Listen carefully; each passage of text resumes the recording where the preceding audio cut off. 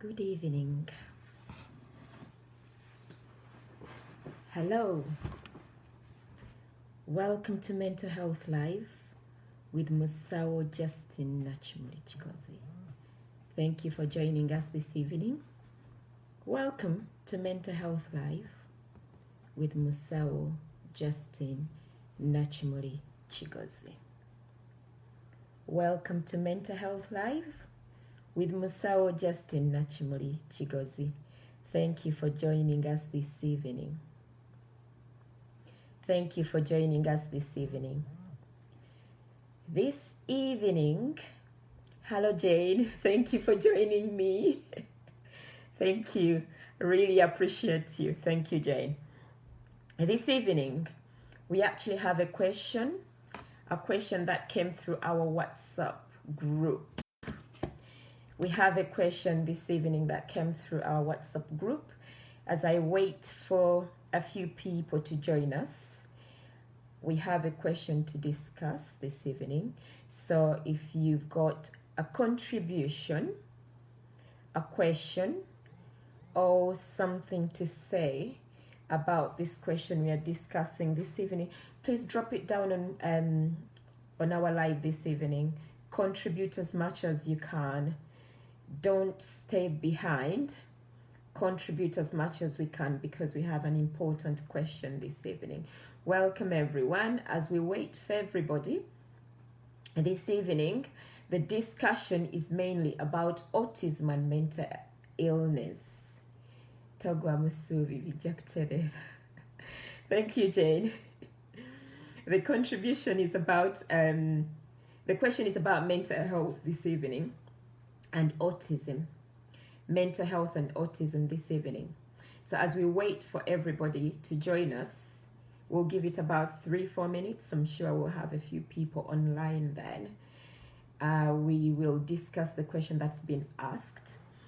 In the meantime, while we wait for everybody, ladies and gentlemen, we have a YouTube channel on mental health, mind, body, and soul. You can subscribe to our YouTube channel. We have a lot of videos on there about mental illness. Some are in our local dialect. Many of you know that I come from Uganda and I'm in Uganda, so most of my YouTube videos are in Luganda.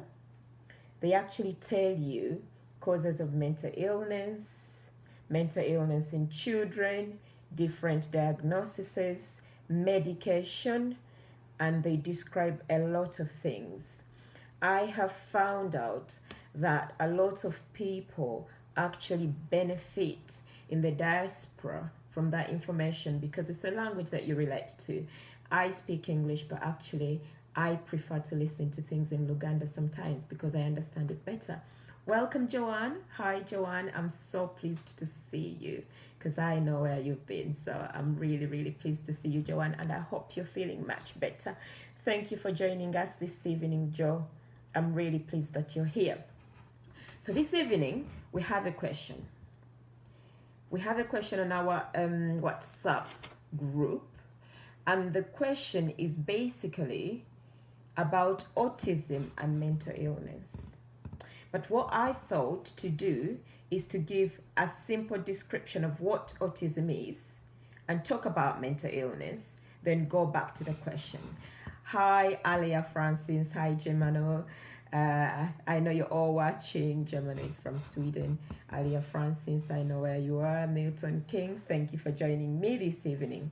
So we've got a question. The question is on autism and mental illness. So I thought we'd give a little description about autism and then mental illness. I can see a lot of professionals here. So drop a comment, drop a contribution, tell us what you know about autism. Some of you could be, parents. Some of you could be experts by experience. Anything, please drop it down. Don't let me do all the talking.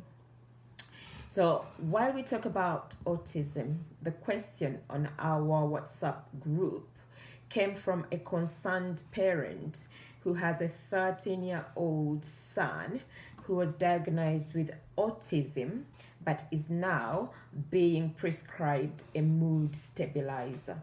So she is concerned that despite her son being diagnosed with autism, they are being prescribed mental health drugs. So she wants to know what's this got to do with autism and why. Simply because she felt that the GP did not define the medication very well. She didn't understand, there was no clarity. So she struggled with understanding that. So I thought we define autism first, we define mental illness first, we talk about the symptoms of autism and the reasons as to why children might be prescribed medication, but also at the end of it, we'll talk about management of autism and what we can do for our children to get better. Recent reports show that there's an increase in the number of children being diagnosed by autism. However, researchers say that that's not something we should be worried about simply because the diagnostic tools have changed since 2001. So there's a change in diagnostic tools that makes it quicker and easier for children to be diagnosed with autism. In the past, a lot of children were in schools, adults were out there working with a diagnosis of autism but had never been assessed. But now there's more assessment tools and people are getting assessed quicker. So the numbers are higher, but that is because there's a change in diagnostic tools at the moment in time. Research also says that boys are more diagnosed with autism in comparison to girl children. So we have more boys with autism compared to children. The research also trumps the recent reports on the fact that there's a vaccination that causes autism. So that's been trumped at the moment. There's no research to prove that that is happening. So in terms of autism is a developmental disorder that is normally diagnosed or observed from when a child is about 12 months to about 18 months. So you begin to see that your child might not be performing at a certain developmental milestone. So autism affects social functioning, communication, and engagement. So as a parent, you will begin to realize that your child is not communicating like other children. If you have had children before, you will quickly recognize this. You will see that they are not doing baby mamas, like baby talk. You will realize that they concentrate a lot on certain toys. And to you as a mom, you might think your child is very well behaved and is a good child, but actually those are deficits in social interactions.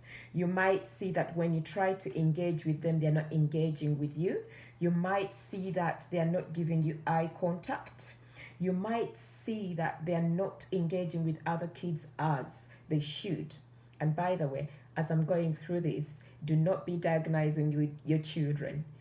Do not be looking at this and diagnosing your children.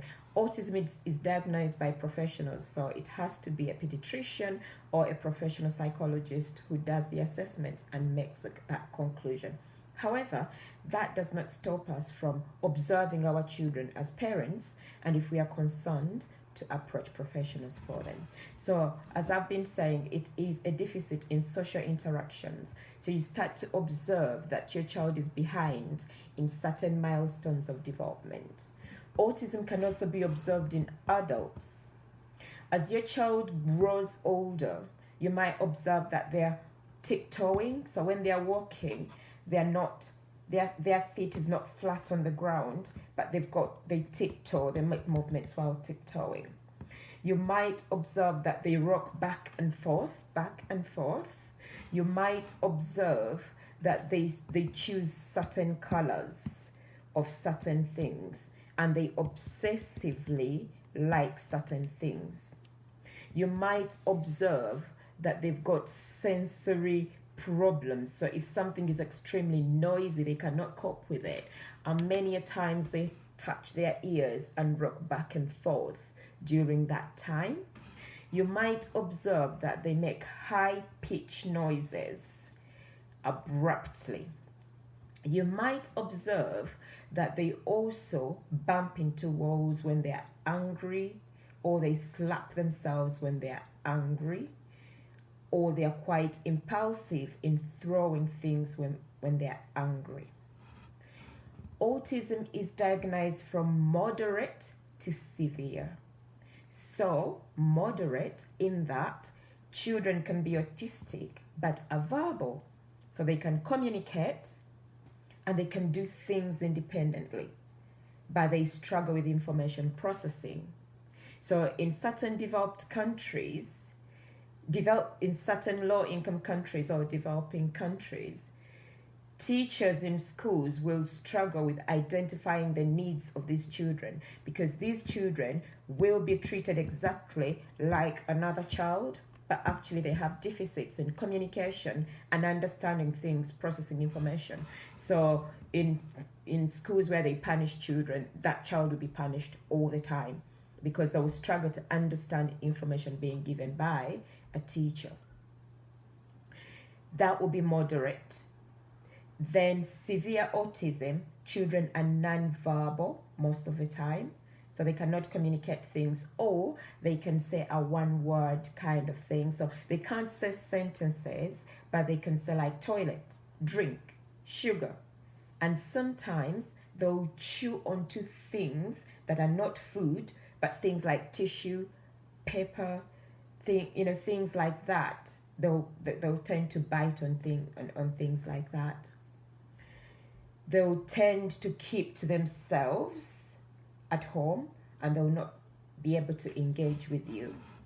So once you observe symptoms like that, you're able to speak to a professional about it and see that your child is being assessed. Sometimes the person could be an adult and they were not assessed at an early age and they're going through that.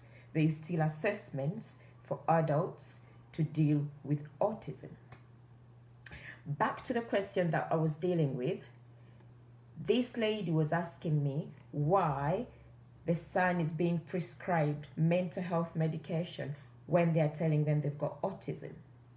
The thing about autism and learning disability is that the symptoms for autism and learning disability, they cross over. So certain things can mirror certain symptoms. So when you look at mental illness, is described as simply the loss of reality. The person in having a mental health problem at that moment in time could be psychotic, could be depressed, but to them they are living in that real world. So they could be hearing voices and they're angry and they're impulsive and they're aggressive and they're talking to each other. That is psychosis. And when you look at autism, a child with autism, if they're in an environment that extremely stimulus, there's a lot of noise going on. There's a lot of things going on at the same time. That child becomes highly stimulated. They'll rock back and forth more. They can't cope with the noise going on, so they will scream out more. But because they cannot communicate their needs towards you, they might become aggressive and start throwing things. They might start punching themselves or bumping into walls, which is self-injury. They might attack somebody, but that's because of the stimulus that's been created around them, and they can't tell you to stop because they don't have communication need. They cannot communicate to you as an independent person would. For children who are moderately autistic, they might walk away from that situation, while a child who cannot communicate at all will struggle and then decide to react in an impulsive manner. So because a child with autism starts to develop certain challenging behavior, which could be aggression, impulsivity, self-harm, this behavior is then managed by using psycho drugs. And this medication has to be explained to the parents. This medication has to be well documented that it's being used to manage the behavior that we are talking about. Because in developed countries, autism, learning disabilities, they are not a mental illness. while in low-income countries, you will find that children who have been diagnosed with an autistic disorder, spectrum disorder, will be on a mental health ward, because that is how it is classified. The likes of autism, epilepsy, in low-income countries, they are diagnosed as mental health. So the reason as to why your child could be prescribed a mood stabilizer is to help them regulate their emotions, because when a child is autistic, they struggle with their emotions. If I need something, I could say, may I have a glass of water? A child who is autistic might not be able to say that. If they're in an environment where people do not understand their communication needs because they are struggling and they cannot communicate this, they might react in a way that is uncalled for. So they might struggle to regulate their emotions. So at that moment in time, this is when low dose medications are prescribed. A lot of people, a lot of children or adults with autism tend to be prescribed low dose antipsychotics or low dose mood stabilizers to also help with sleep, because children with autism tend to struggle with sleep. In fact, they tend to have episodes of sleeping. They could sleep for 4 hours, then wake up at 2 in the morning, but they'll struggle to stay in the dark. So they might switch lights on and off to kind of get everybody's attention. So sometimes they prescribe medication to aid with sleep. However, it has to be low dose medication, because there's been a lot of reports of children who have learning disabilities and autism being abused in terms of using medication. When you give a high dose of antipsychotics or antidepressants or mood stabilizer to a child or an adult with a learning disability with an effect of tranquilizing them, that is abuse. And it's not allowed. It's against human rights. That medication should be given to support with emotional regulation. It should not be given to sedate them. So we all know, I think some people might have read about the recent reports of some homes that have been closed down, residential homes that have been closed down because they use medication to overly sedate people with learning disability, because they're entitled to a lifestyle, they're entitled to, their human rights, they're entitled to enjoy a quality of life like everybody else. So medication should not be used to stop them to live a good lifestyle. It should be used to regulate their emotions, and normally it's prescribed at a very low dose to support them.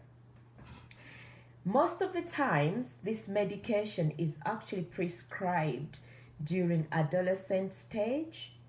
During adolescent stage for children with autism and learning disabilities, they struggle with emotions. As you know, they are going into puberty. So there's a lot of changes going on in their bodies. Hormonal changes are going on at that moment in time. Even a child who is independent struggles with hormonal changes. But if a child with a learning disability or autism who struggles with information process goes through this as well, they will even struggle more, because they cannot make sense of what's going on in their lives. So during puberty, their emotions tend to be even more irregulated, and the challenging behavior tends to come out more at that moment in time. If it's boys, they are stronger, they can push, they can fight. If they can't communicate something, they get angry very quickly. So in most cases, this is the time when they are prescribed that sort of medication. We tend to see medication being prescribed from around 10 years of children with autism and learning disabilities. And that's when medication is prescribed, because a lot of changes are going on in their lives at that moment in time. As a parent, how do you support your child when they've got a learning disability or they've got autism? Structure in a household has a lot to do with the outcomes of your child. These two, researchers have identified two major causes of autism. One is genetic, and the other is apparently environmental causes. Environmental causes cover a lot of things like infections during pregnancy, substance abuse during pregnancy, a lot of, environmental factors, as you know. Genetics covers a lot to do with your family tree, but there's a lot of people who have children with autism and learning disabilities, but they're saying, I've never known anybody in my family to have this.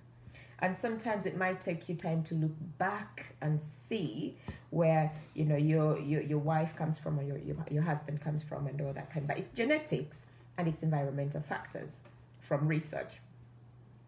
A lot of people say that severe autism is attached to genetics, while moderate autism is attached to environmental factors. But that's debatable, just like how people are debating about vaccines causing autism.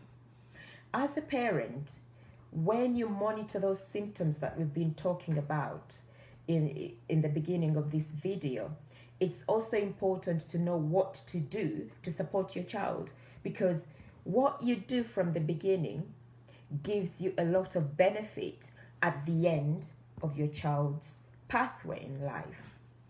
A lot of support. There's not one thing that you can do to support your children. You have to mix a lot of things together, combined interventions.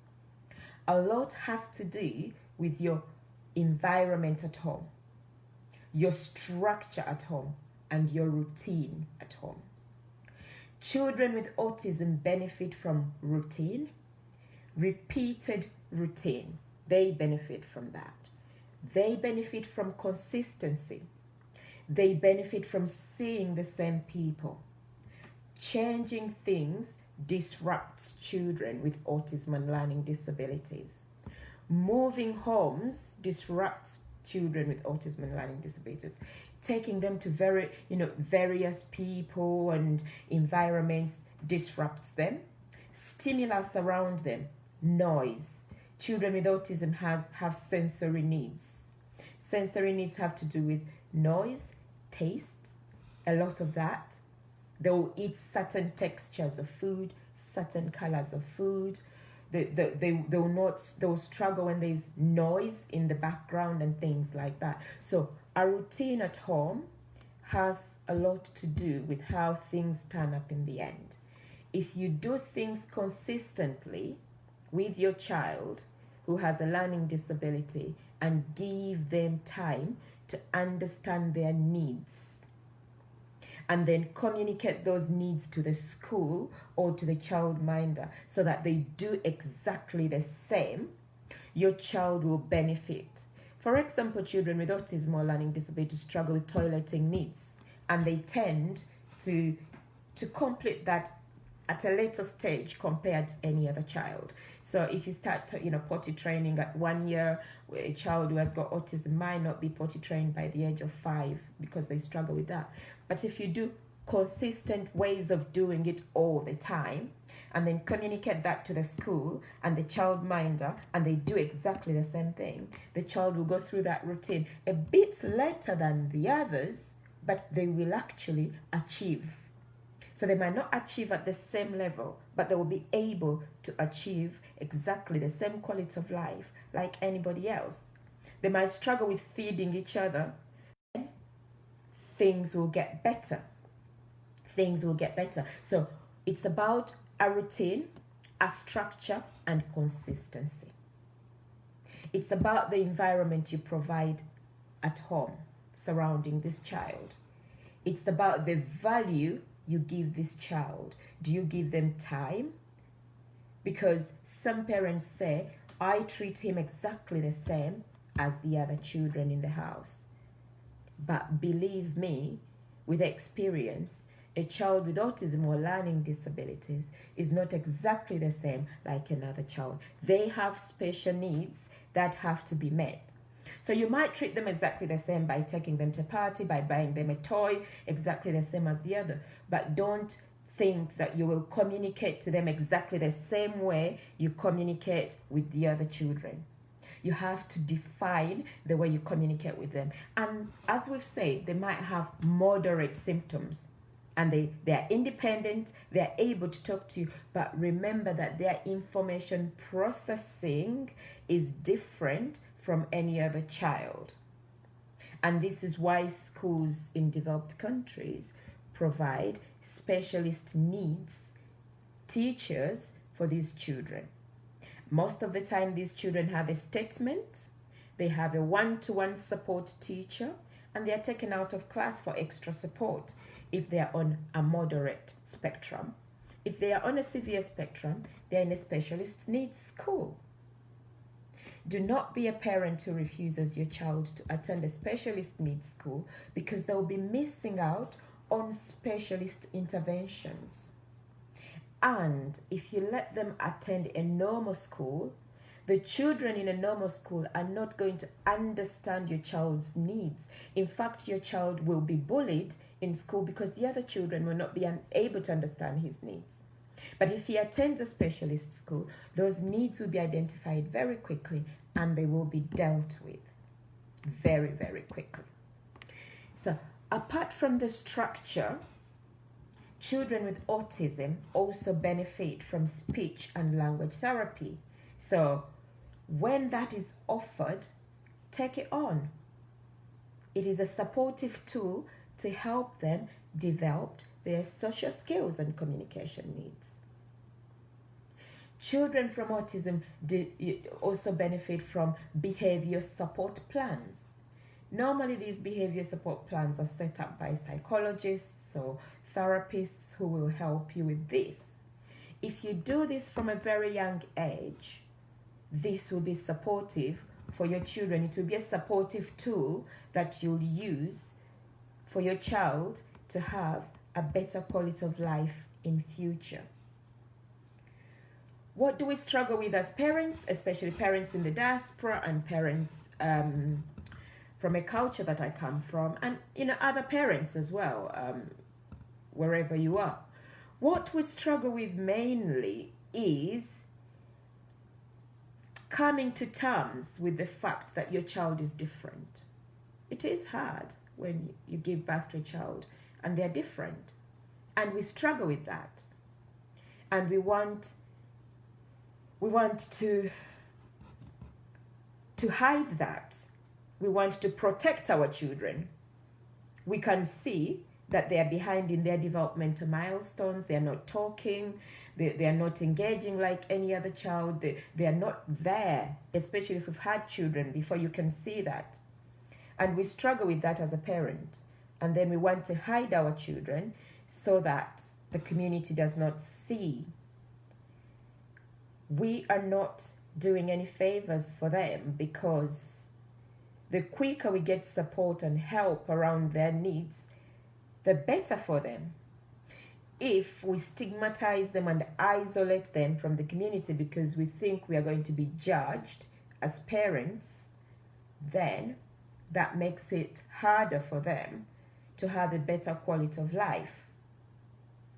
And members of the community out there as well, a good understanding that some people are different. Some children are different. Do not be the one to judge somebody's child, because you might meet me with my child and they've got autism, and maybe my child is nonverbal and grabs a pack of crisps from your child on the bus, and then another parent might scream out, what are you doing? And try to understand other people's needs. Observe. If you observe, you will know that that child is different. Do not stigmatize other people's children, because nobody chooses who they bring into the world. So try to understand other people's needs. Do not judge people's children because they're presenting differently. Do not stigmatize other people's children because they're presenting that way. So be understanding and accommodative of other people's children's needs. some comments that can be made about a child with special needs are unheard of. I've had arguments with people who have said children are demon possessed, they've been bewitched. How eccentric can that be? That is like the Roman times of thinking that a child with autism or learning disabilities has been bewitched or has demons, and you have to take them somewhere so that they take those demons out and that kind of thing. I think we've got to get past that and use a bit of evidence-based research on how we deal with things at the moment. I mean, all my respect to you if you want, to take your child somewhere, for the demons to be taken out or whatever you believe. But please do not be giving such advice to other parents. It's about understanding the scientific approach to things. Things happen the way they are, and we have to be able to manage them and deal with them in a certain way. So do not stigmatize people's children. Try to understand their needs and accommodate them in the community, because they are part of that wider community. And it's important to give them that understanding as well. So parents with children who have learning disability or autism, they also need support to be able to come to terms with that. So that support can be a family or relative who understands what you're going through, or a friend who understands what you're going through. A friend who can support you with respite for your child now and again. It's not easy to take care of a child with a learning disability or autism all by yourself. And I can tell you that most people who have children with a learning disability, majority are actually single parents. So if your family or relative or neighbor or whoever you are who can support that parent, please give them a bit of respite. Now and again, support them. Be able to talk to them, be able to encourage them. But there's also therapy out there for parents who are struggling to be able to understand how it came to terms, how that happened. I've met somebody who said to me, I don't drink, I don't use drugs, I don't do this, I don't do this. So she was only looking at the environmental factors that could have caused this situation. But what she did is to transfer the blame onto herself as a mother. I did everything right when I was pregnant with this child. How come they've turned out this way? Those are certain questions that even research cannot answer. But for how long will you blame yourself? Because what happens if you continue to blame yourself for the outcome of your child?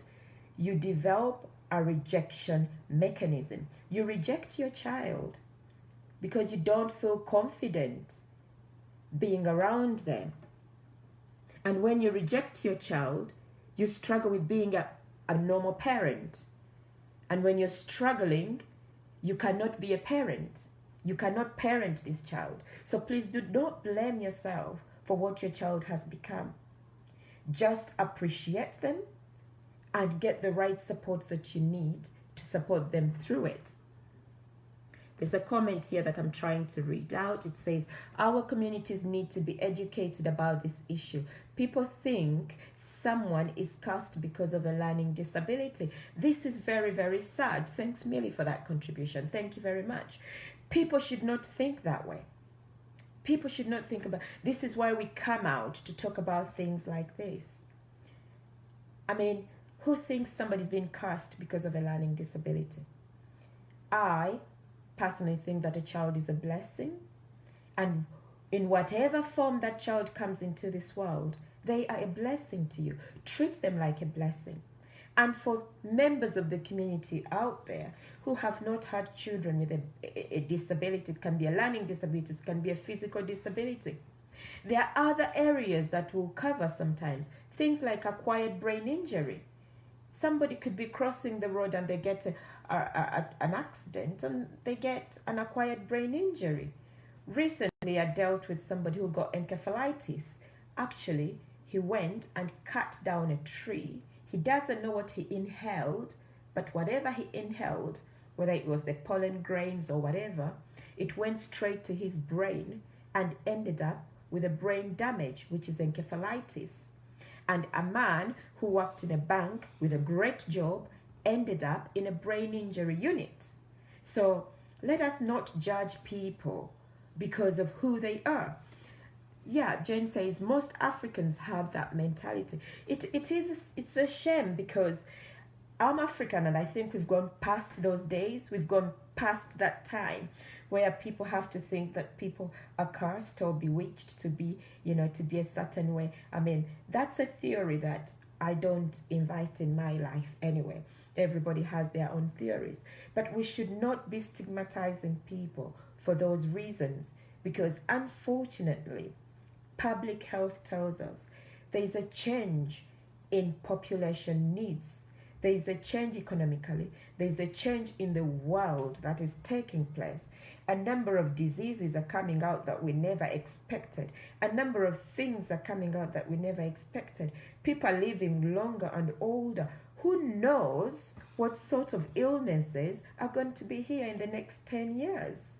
So we should not be judging people for who they are. I think it's such a sad thing and a bad mentality for people to still behave that way.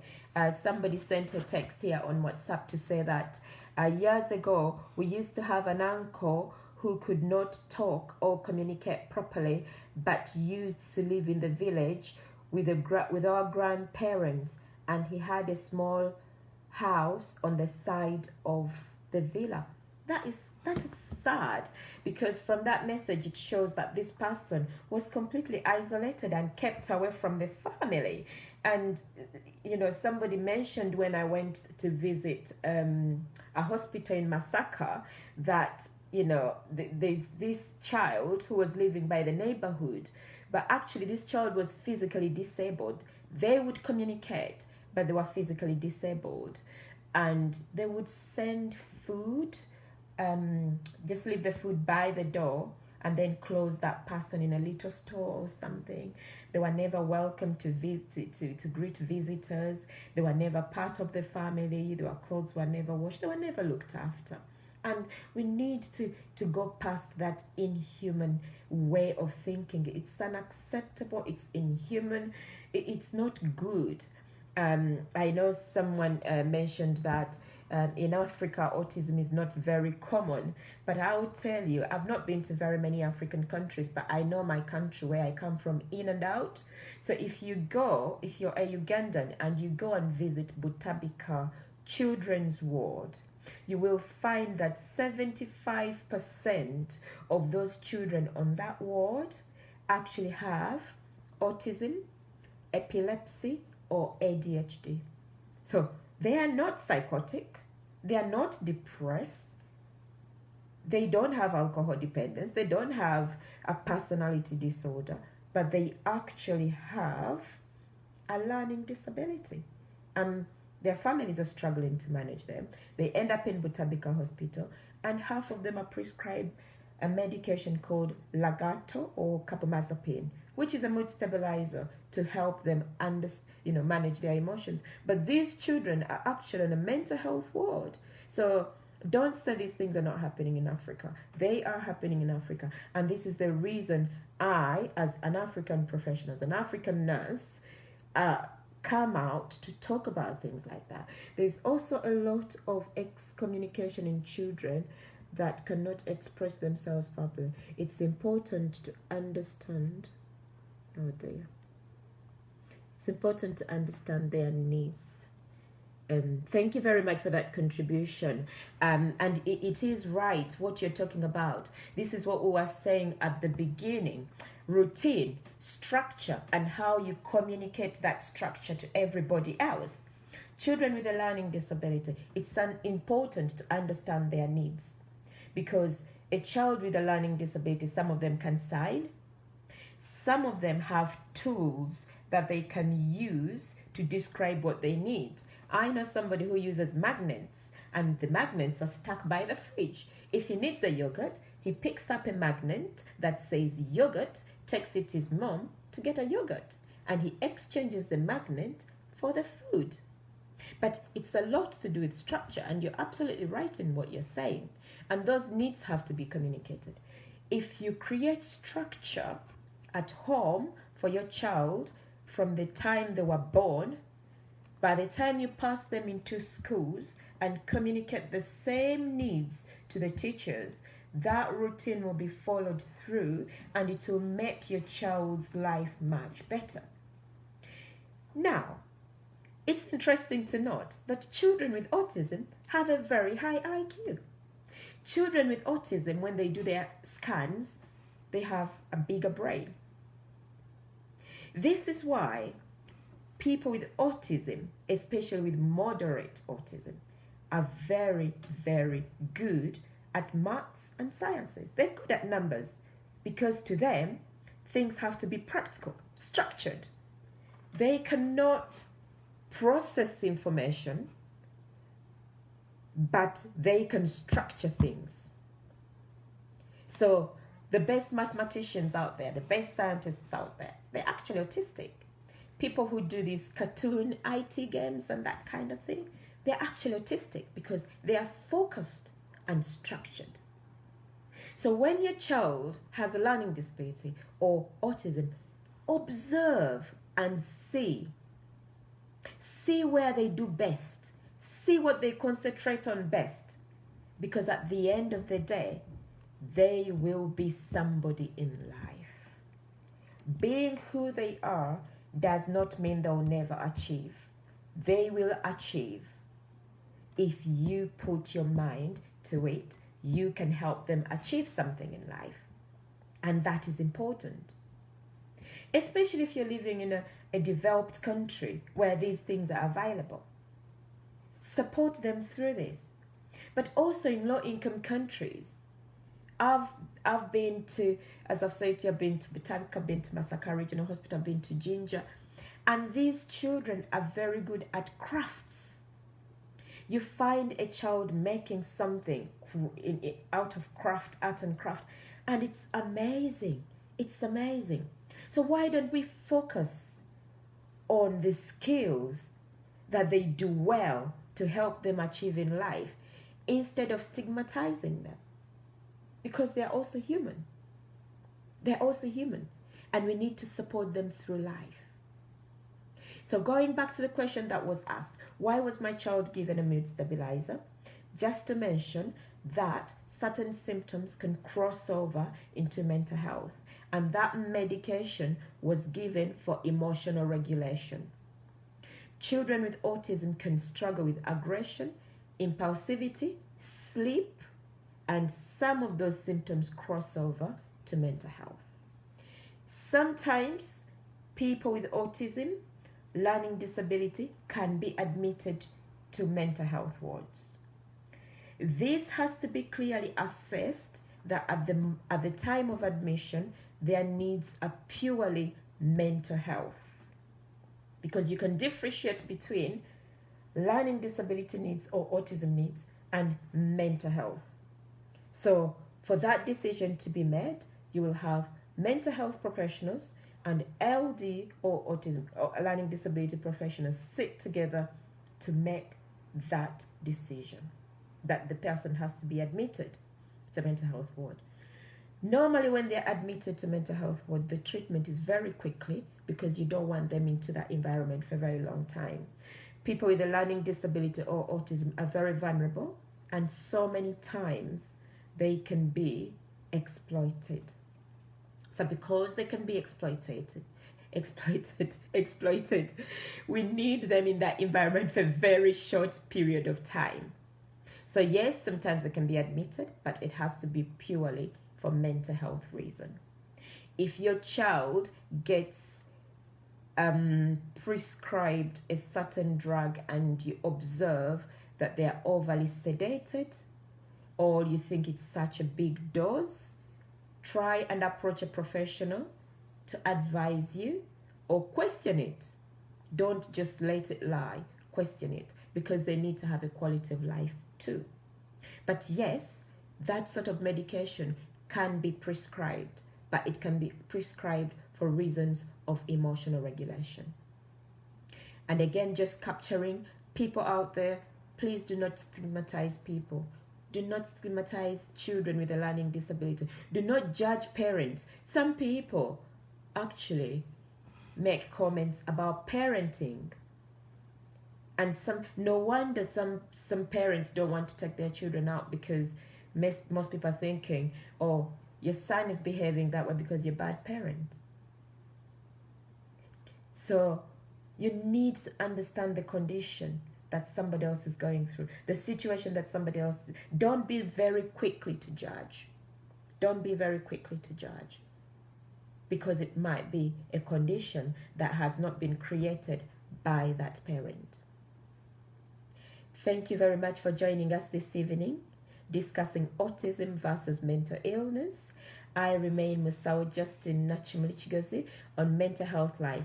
Don't forget to subscribe to our YouTube channel, and you'll find videos on mental health in Luganda. If you have any questions, drop a comment for me, drop a question for me. I will get back to you on anything that you want to discuss. If you have a question, if you have something that you need us to discuss here, like this lady contacted me about it, please drop the topic and we can discuss it. You've seen a lot of involvement here. A lot of people have commented on it. Please drop a comment, drop a question, and we can discuss it every Sunday when we meet live. Thank you very much for joining us. We love you very much, and thank you for being live with us every Sunday. Thank you.